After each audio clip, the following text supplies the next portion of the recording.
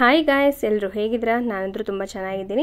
ಇವತ್ತಿನ ವಿಡಿಯೋದಲ್ಲಿ hair problem ಬಗ್ಗೆ ನಾನು ತಿಳಿಸ್ಕೊಡ್ತಾ ಇದ್ದೀನಿ.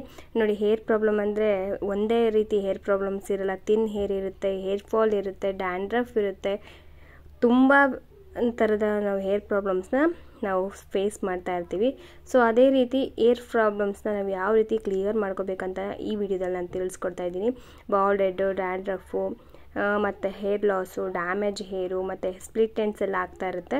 ಇದಕ್ಕೆಲ್ಲದಕ್ಕೂ ಒಂದೇ ರೆಮಿಡಿನ ನಾನು ಇವತ್ತು ತಿಳಿಸ್ಕೊಡ್ತಾ ಇದ್ದೀನಿ. ಐ ಹೋಪ್ ನಿಮಗೆ ಈ ವಿಡಿಯೋ ಇಷ್ಟ ಆದರೆ ಒಂದು ಲೈಕ್ ಮಾಡಿ. Just one remedy clear all problems.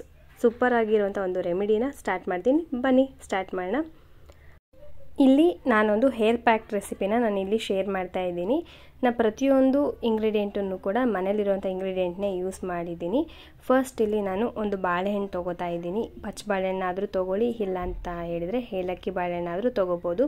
ಬಾಳೆಹಣ್ಣಲ್ಲಿ ತುಂಬಾ ನ್ಯೂಟ್ರಿಷನ್ಸ್ ಇರುತ್ತೆ. ನಮಗೆ ಹೇರ್ ಗ್ರೋತ್ಗೆ ತುಂಬಾ ಅದು ಹೆಲ್ಪ್ಫುಲ್ಲಾಗಿ ಇರುತ್ತೆ. ಹಾಗೆ ನಮ್ಮ ಹೇರ್ ಡ್ಯಾಮೇಜ್ ಆಗಿರ್ಬೋದು, ಡ್ಯಾಂಡ್ರಫ್ ಆಗಿರ್ಬೋದು, ಹೇರ್ ಸ್ಮೂತ್ನಿಂಗ್ ಆಗಿರ್ಬೋದು, ತುಂಬ ಚೆನ್ನಾಗಿ ವರ್ಕ್ ಆಗುತ್ತೆ. ಇದಕ್ಕೆ ನಾನೀಗ ಒಂದು 3/4 ಕಪ್ಪಷ್ಟು ಮೊಸರನ್ನ ನಾನಿಲ್ಲಿ ಹಾಕ್ತಾ ಇದ್ದೀನಿ. ಸೊ ನಿಮ್ಮ ಹೇರ್ ಎಷ್ಟಿದೆ ಅಂತ ನೋಡಿಕೊಂಡು ಈ ಇಂಗ್ರೀಡಿಯೆಂಟ್ನ ನೀವು ಜಾಸ್ತಿ ಮಾಡ್ಕೊತಾ ಹೋಗಬೇಕು. ಹಾಗೆ ನಾನಿಲ್ಲಿ 2 ದಾಸವಾಳದ ಹೂವನ್ನು ಹಾಕ್ತಾ ಇದ್ದೀನಿ. ದಾಸವಾಳದ ಹೂವು ನಮ್ಮ ಹೇರ್ಗೆ ತುಂಬಾ ಒಂದು ಒಳ್ಳೆ ಕಂಡೀಷ್ನಿಂಗ್ ಅಂತ ಹೇಳ್ಬೋದು, ಮತ್ತು ಹೇರ್ ಗ್ರೋತ್ಗೆ ತುಂಬಾ ಇಂಪಾರ್ಟೆಂಟು.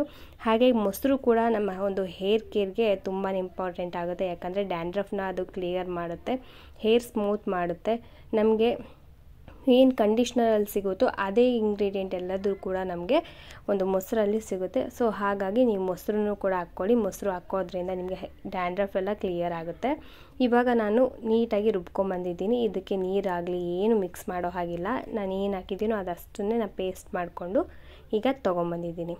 ಸ್ಪೆಷಲ್ ಇಂಗ್ರೀಡಿಯೆಂಟ್ ಹಾಕಿ ಮಾಡಿರೋಂತಹ ಒಂದು ರೆಮಿಡಿ ಕೂಡ ರೆಡಿ ಆಯಿತು. ಏನು ಸ್ಪೆಷಲ್ ಇದರಲ್ಲಿ ಅಂತ ಕೇಳ್ಬೋದು. ಬನಾನಾ ನಮಗೆ ತುಂಬಾ ಇಂಪಾರ್ಟೆಂಟ್ ನಮ್ಮ ಒಂದು ಹೇರ್ ಪ್ಯಾಕಿಗೆ. ವೀಕ್ಲಿ 1 ಟೈಮ್ ನೀವು ಈ ಹೇರ್ ಪ್ಯಾಕ್ನ ಹಾಕಿ ನೋಡಿ, ನೀವೇ ಚೇಂಜಸ್ನ ನೋಡ್ತೀರಾ. ಹಾಗೆ ಹೇರ್ ಗ್ರೋತ್ ಕೂಡ ತುಂಬ ಚೆನ್ನಾಗಾಗುತ್ತೆ. ಹೇರು ತುಂಬಾ ಹೆಲ್ತಿಯಾಗಿರುತ್ತೆ. ಇವಾಗಿನ ಒಂದು ಪೊಲ್ಯೂಷನಲ್ಲಿ ನಮ್ಮ ಹೇರು ತುಂಬಾ ಡ್ಯಾಮೇಜ್ ಆಗ್ತಾ ಇರುತ್ತೆ. ಹಾಗೆ ನಾವು ಕೆಲವೊಂದಷ್ಟು ಚಿಂತೆಗಳಿಂದ, ಸ್ಟ್ರೆಸ್ಸಿಂದ ನಮ್ಮ ಹೇರ್ ಪ್ರಾಬ್ಲಮ್ ಕೂಡ ಆಗ್ತಾ ಇರುತ್ತೆ. ನಾನಿವಾಗ ಹೇರ್ನ ನೀಟಾಗಿ ಬಾಚ್ಕೋತಾ ಇದ್ದೀನಿ, ಸಿಕ್ಕಿಲ್ಲದೆ ಇರೋ ರೀತಿ. ಫಸ್ಟ್ ನಾವು ಹೇರ್ ಪ್ಯಾಕ್ ಯಾವುದೇ ಅಪ್ಲೈ ಮಾಡೋಕ್ಕೂ ಮುಂಚೆನೇ ನಾವು ಹೇರ್ನ ನೀಟಾಗಿ ಬಾಚ್ಕೋಬೇಕು. ಅದಾದಮೇಲೆ ನಾವು ಹೇರ್ ಪ್ಯಾಕ್ನ ಅಪ್ಲೈ ಮಾಡಬೇಕಾಗುತ್ತೆ. ಹಾಗೆ ಹೇರ್ ಪ್ಯಾಕನ್ನ ನೀವು ಅಪ್ಲೈ ಮಾಡೋಕ್ಕೂ ಮುಂಚೆನೇ ಒಂದು ಸ್ವಲ್ಪ ನೀವು ಆಯಿಲ್ನ ತಲೆಗೆ ಹಚ್ಕೊಂಡ್ರೆ ಬೆಟರ್. ಯಾಕಂದರೆ ಕೆಲವೊಬ್ಬರಿಗೆ ಡ್ರೈ ಆಗಿಬಿಡುತ್ತೆ ಹೇರ್ ಪ್ಯಾಕ್ ಯೂಸ್ ಮಾಡೋದ್ರಿಂದ. ಹಾಗಾಗಿ ಹೇರ್ ಪ್ಯಾಕ್ ಹಾಕೋಕ್ಕೂ ಮುಂಚೆನೇ ನೀವು ಒಂದು ಸ್ವಲ್ಪ ಆಯಿಲ್ನ ಅಪ್ಲೈ ಮಾಡಿಕೊಂಡು ಅದಾದಮೇಲೆ ನೀವು ಹೇರ್ ಪ್ಯಾಕ್ನ ಹಾಕ್ಕೋಬೋದು. ನನಗೆ ಸ್ವಲ್ಪ ಹೇರ್ ಫಾಲ್ ಆಗ್ತಾಯಿತ್ತು. ಈ ಒಂದು ರೆಸಿಪಿನ ನಾನು ಅಂದರೆ ಈ ರೆಮಿಡಿನ ಯೂಸ್ ಮಾಡಿದಾಗಿಂದನೂ ಕೂಡ ಹೇರ್ ಪ್ರಾಬ್ಲಮ್ ಅನ್ನೋದು ನನಗೆ ಕಂಪ್ಲೀಟಾಗಿ ಕಂಟ್ರೋಲ್ ಆಗಿದೆ. ಒಂದು ಸಲ ಹಚ್ಚಿದ ತಕ್ಷಣವೇ ರಿಸಲ್ಟ್ ಸಿಗುತ್ತೆ ಅಂತ ಅಲ್ಲ, ವಾರದಲ್ಲಿ 2 ಸಲ ನೀವು ಈ ಒಂದು ರೆಮಿಡಿನ ಯೂಸ್ ಮಾಡಿ. ಹಾಗೆ ಒಂದು 2-3 ತಿಂಗಳು ನೀವು ಕಂಟಿನ್ಯೂ ಆಗಿ ಯೂಸ್ ಮಾಡಿ ನೋಡಿ, ನಿಮ್ಮ ಹೇರ್ ಗ್ರೋತ್ ಯಾವ ರೀತಿ ಚೇಂಜ್ ಆಗುತ್ತೆ. ಹಾಗೆ ನಿಮ್ಮ ಹೇರ್ ಎಷ್ಟು ತಿಕ್ಕಾಗಿರುತ್ತೆ, ಹಾಗೆ ನಿಮ್ಮ ಹೇರಲ್ಲಿರುವಂಥ ಡ್ಯಾಂಡ್ರಫ್ ಆಗಿರ್ಬೋದು, ಹೇರ್ ಡ್ಯಾಮೇಜ್ ಆಗಿರ್ಬೋದು, ಸ್ಪ್ಲಿಟ್ ಎಂಡ್ಸ್ ಆಗಿರ್ಬೋದು, ಎಷ್ಟು ನೀಟಾಗಿ ಕ್ಲಿಯರ್ ಆಗಿದೆ. ನಿಮ್ಮ ಒಂದು ಹೇರ್ ಅನ್ನೋದು ಫ್ರೀಝಿ ಇರೋದು ಎಷ್ಟು ಸ್ಮೂತ್ ಆ್ಯಂಡ್ ಶೈನಿಯಾಗಿ ಕಾಣ್ತಾ ಇದೆ ಅಂತಲೂ ಕೂಡ ನೀವು ನೋಡ್ಕೋಬೋದು. ಹಾಗೆ ನಾನು ಇಲ್ಲಿ ಅಲೋವೆರಾನು ಕೂಡ ಯೂಸ್ ಮಾಡ್ಬೋದಾಗಿತ್ತು. ಕೆಲವೊಬ್ಬರಿಗೆ ಅಲೋವೆರಾ ಆಗಿ ಬರೋದಿಲ್ಲ. ನನಗೂ ಕೂಡ ಅದೇ ಪ್ರಾಬ್ಲಮ್. ಅಲೋವೆರಾ ನಾನು ಯೂಸ್ ಮಾಡಿದರೆ ನನಗೆ ತಲೆನೋವು ಅನ್ನೋದು ಸ್ಟಾರ್ಟ್ ಆಗುತ್ತೆ. ಹಾಗಾಗಿ ನಾನು ಅಲೋವೆರಾನ ಇಲ್ಲಿ ಸ್ಕಿಪ್ ಮಾಡಿದ್ದೀನಿ. ನಿಮಗೆ ಅಲೋವೆರಾ ಬೇಕು ಅಂತ ಹೇಳಿದರೆ ಅಲೋವೆರಾನು ಕೂಡ ನೀವು ಇದರಲ್ಲಿ ಮಿಕ್ಸ್ ಮಾಡ್ಕೋಬೋದು. ಅದರಿಂದನೂ ಕೂಡ ಹೇರ್ ಒಂದು ಶೈನಿಂಗ್ ಆ್ಯಂಡ್ ಸ್ಮೂತ್ ಆಗುತ್ತೆ. ಈ ಒಂದು ಹೇರ್ ಪ್ಯಾಕ್ನ 4 ವರ್ಷದ ಮೇಲ್ಪಟ್ಟಂಥ ಮಕ್ಕಳಿಗೂ ಸಹ ನೀವು ಇದನ್ನು ಹಚ್ಬೋದು. ಇದನ್ನು ನೀವು ಕಂಟಿನ್ಯೂ ಆಗಿ ಅವ್ರಿಗೆ ಅಪ್ಲೈ ಮಾಡ್ತಾ ಬಂದರೆ ನಿಜವಾಗ್ಲೂ ಅವ್ರ ಹೇರ್ ಗ್ರೋತ್ ಅನ್ನೋದು ತುಂಬಾ ಚೆನ್ನಾಗಾಗುತ್ತೆ. ನಮಗೆ ಇಂಟೇಕ್ ನಾವು ಏನು ಮಾಡ್ತೀವೋ ಹಾಗೇ ನಾವು ಎಕ್ಸ್ಟರ್ನಲ್ ಕೇರ್ ಕೂಡ ಮಾಡಬೇಕು. ಇಂಟರ್ನಲ್ ಕೇರ್ ಹಾಗೆ ಎಕ್ಸ್ಟರ್ನಲ್ ಕೇರ್ ಕೂಡ ಇಂಪಾರ್ಟೆಂಟ್. ನಾವು ತಿನ್ನುವಂಥ ಆಹಾರ ಪದ್ಧತಿನೂ ಕೂಡ ಸರಿಯಾಗಿ ಒಂದು ಪದ್ಧತಿಯ ರೂಪದಲ್ಲಿದ್ದರೆ ಅದು ನಮಗೆ ಹೇರ್ ಗ್ರೋತ್ ಆಗಿರ್ಬೋದು, ನಮ್ಮ ಒಂದು ಹೆಲ್ತ್ ಆಗಿರ್ಬೋದು, ಎಲ್ಲದೂ ಕೂಡ ಚೆನ್ನಾಗಿರುತ್ತೆ. ಈಗಿನ ಜನ್ರೇಷನ್ಗೂ ಆಗಿನ ನಮ್ಮ ಅಜ್ಜಿಯ ಕಾಲದ ಜನ್ರೇಷನ್ಗೂ ಕೂಡ ತುಂಬಾ ಡಿಫ್ರೆನ್ಸ್ ಇದೆ. ಅವ್ರ ಹೇರ್ ಎಷ್ಟು ಚೆನ್ನಾಗಿರ್ತಾ ಇತ್ತು, ಅವರು ಯಾವುದೇ ರೀತಿ ರೆಮಿಡಿ ಆಗಿರ್ಬೋದು ಅಥವಾ ಹೇರ್ ಪ್ಯಾಕ್ ಆಗಿರ್ಬೋದು ಯೂಸ್ ಮಾಡ್ತಾ ಇರಲಿಲ್ಲ. ಅವರು ಫುಡ್ ಆ ರೀತಿ ಇತ್ತು. ಹಾಗೆ ಅವರು ಜಾಸ್ತಿ ಸ್ಟ್ರೆಸ್ ತಗೋತಾ ಇರಲಿಲ್ಲ. ಹೇಗಿದೆಯೋ ನಮ್ಮ ಜೀವನ ಹಾಗೇ ಇರಲಿ ಅನ್ನೋ ಥರ ಸ್ಟ್ರೆಸ್ಸಲ್ಲಿ ಅಂದರೆ ಆ ಥರ ಇರ್ತಾಯಿದ್ರು. ಬಟ್ ಇವಾಗಿನ ಜನ್ರೇಷನ್ ನಾವು ಹೇಗಿದ್ದೀವಿ ಅಂತ ಹೇಳಿದ್ರೆ ಲೈಫ್ ಫಾಸ್ಟಾಗಿ ಹೋಗ್ತಾ ಇದೆ ಜೀವನ. ಸೊ ನಾವು ಜೀವನ ಇನ್ನೂ ಕೂಡ ಚೆನ್ನಾಗಿ ಕಟ್ಕೋಬೇಕು, ಅದು ಇದು ಅಂತ ಹೇಳಿಬಿಟ್ಟು ತುಂಬಾ ಪ್ರೆಷರ್ ತೊಗೋತೀವಿ. ತುಂಬಾ ಯೋಚನೆ ಮಾಡೋದು, ತುಂಬಾ ಓವರ್ ಥಿಂಕಿಂಗ್ ಮಾಡೋದು, ನಿದ್ದೆ ಸರಿಯಾಗಿ ಮಾಡದೇ ಇರೋವಂಥದ್ದೇ ನಮ್ಮ ಒಂದು ಹೇರ್ಗಾಗಿರ್ಬೋದು ಅಥವಾ ನಮ್ಮ ಸ್ಕಿನ್ ಆಗಿರ್ಬೋದು ಅಥವಾ ನಮ್ಮ ಒಂದು ಹೆಲ್ತ್ಗೆ ಆಗಿರ್ಬೋದು ಪ್ರಾಬ್ಲಮ್ಸು ಕ್ರಿಯೇಟ್ ಆಗೋದು.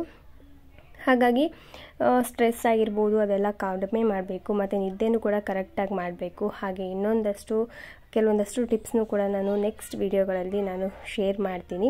ಹಾಗೆ ಈ ಒಂದು ಹೇರ್ ಪ್ಯಾಕ್ನ ನೀವು 5 ವರ್ಷದ ಅಂದರೆ 4 ತುಂಬಿ 5ರಲ್ಲಿ ರನ್ನಿಂಗ್ ಇರುತ್ತಲ್ವ ಆ ಮಕ್ಕಳಿಗೂ ಕೂಡ ಹಚ್ಬೋದು. ಹಾಗೆ ಗಂಡು ಮಕ್ಕಳಿಗೂ ಕೂಡ ಹಚ್ಬೋದು. ಇದರಿಂದ ಹೇರ್ ಡ್ಯಾಮೇಜಸ್ ಆಗಿರ್ಬೋದು ಅಥವಾ ಹೇರ್ ಅವ್ರಿಗೇನು ಗ್ರೋತ್ ಕಡಿಮೆ ಇರುತ್ತೋ ಆ ಗ್ರೋತಿಂಗ್ ಆಗಿರ್ಬೋದು ತುಂಬಾ ಚೆನ್ನಾಗಾಗುತ್ತೆ.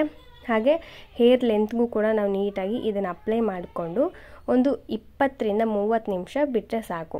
ನೀವು ಇನ್ನೂ ತುಂಬ ಹೊತ್ತು ಬಿಡ್ತೀನಿ, ನಂಗೆ ಟೈಮ್ ಇದೆ ಅನ್ನೋ ಹಾಗಿದ್ರೆ ನೀವು ಬಿಡ್ಬೋದು. ಅದರಿಂದನೂ ಕೂಡ ಯಾವುದೇ ರೀತಿ ಪ್ರಾಬ್ಲಮ್ಸ್ ಆಗೋದಿಲ್ಲ. ನೀವೆಷ್ಟು ಬಿಡ್ತೀರೋ ಅಷ್ಟು ಚೆನ್ನಾಗಿ ನಿಮಗೆ ಇದರಿಂದ ರಿಸಲ್ಟ್ ಸಿಗುತ್ತೆ. ಹಾಗೆ ಜಸ್ಟ್ ಒಂದು 20 ನಿಮಿಷ ಬಿಟ್ಟರೂ ಕೂಡ ನಿಮಗೆ ತುಂಬಾ ಚೆನ್ನಾಗಿ ರಿಸಲ್ಟ್ ಅನ್ನೋದು ಸಿಗುತ್ತೆ. ಟೈಮ್ ಇಲ್ಲ ಅಂದವರು ಒಂದು 20 ನಿಮಿಷ ಬಿಡಿ, ಟೈಮ್ ಇದೆ ಅನ್ನೋರು 1 ಅವರ್ ಬಿಟ್ಟಬೇಕಾದ್ರೂ ನೀವು ಹೇರ್ ವಾಶ್ನ ಮಾಡ್ಕೋಬೋದು. ಹಾಗೆ ನೀವು ನಾರ್ಮಲ್ ವಾಟರಲ್ಲೇ ಕೂಡ ವಾಶ್ ಮಾಡ್ಕೋಬೋದು.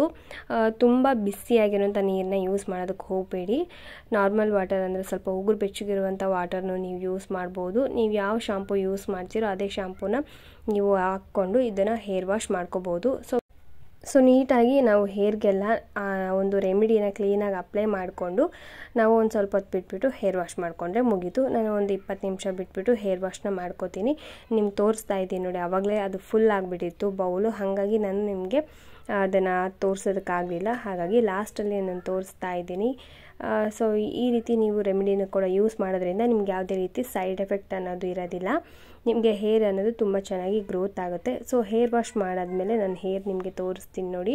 ಸೊ ನೋಡ್ತಾ ಇರ್ಬೋದು ಹೇರ್ ಅನ್ನೋದು ಎಷ್ಟು ಚೆನ್ನಾಗಿ ನಿಮಗೆ ಶೈನಿಂಗ್ ಅನ್ನೋದು ಕಾಣ್ತಾ ಇದೆ ಅಂತ ಹೇಳ್ಬಿಟ್ಟು. ಸೊ ಇಷ್ಟು ಫ್ರೆಂಡ್ಸ್ ಇವತ್ತಿನ ವಿಡಿಯೋ. ನಿಮಗೆ ಈ ವಿಡಿಯೋ ಸ್ವಲ್ಪನಾದರೂ ಇಷ್ಟ ಆಗಿದ್ರೆ, ಹಾಗೆ ನಿಮಗೆ ಈ ವಿಡಿಯೋ ಸ್ವಲ್ಪನಾದರೂ ಯೂಸ್ಫುಲ್ ಅಂತ ಅನಿಸಿದರೆ ಒಂದು ಲೈಕ್ ಕೊಡೋದನ್ನು ಮಾತ್ರ ಮರಿಬೇಡಿ. ಲೈಕ್ ಕೊಡೋದ್ರಿಂದ ನಮಗೂ ಕೂಡ ಒಂದು ಮೋಟಿವೇಶನ್ ನಿಮ್ಮ ಕಡೆಯಿಂದ ಸಿಗುತ್ತೆ. ಸೊ ನೆಕ್ಸ್ಟ್ ವಿಡಿಯೋದಲ್ಲಿ ಮತ್ತೆ ಸಿಗ್ತೀನಿ. ಅಲ್ಲಿವರೆಗೂ friends keep watching my channel. Have a nice day friends. Bye.